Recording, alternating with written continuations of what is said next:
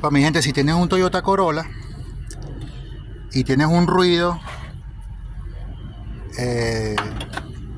fuerte del lado del copiloto, aquí hay tres cosas que posiblemente se van a echar a perder. El rodamiento del alternador, ¿verdad? Algunos le dicen rache a esto. Este está sonando un poquito. Se puede dañar la polea o el clutch o la crochera, como le digan en su país.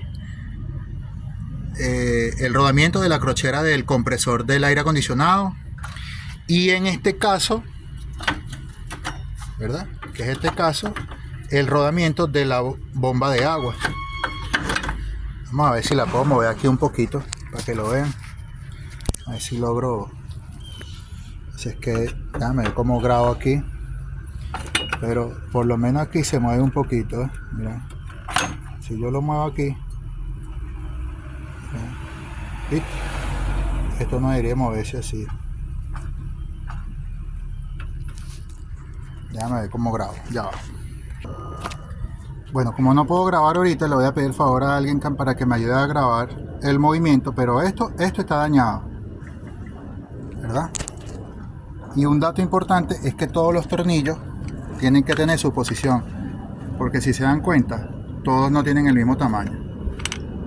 Entonces es importante que sepan dónde va cada tornillo para que no partan el bloque que es de aluminio. Tienen que tener presente eso. Qué lástima que estoy solo ahorita y no les puedo enseñar cómo se mueve esto, pero está bastante deteriorado. De hecho, ahí se ve que lo tengo aquí presionado y se ve inclinado hacia un lado, porque precisamente está dañado eso, ¿verdad? Pero ahí él cómo se mueve. Ahí se mueve, lo que pasa es que no se percibe en el video, pero ahí se está moviendo.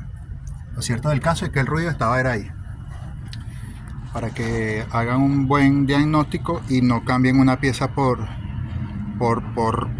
gusto.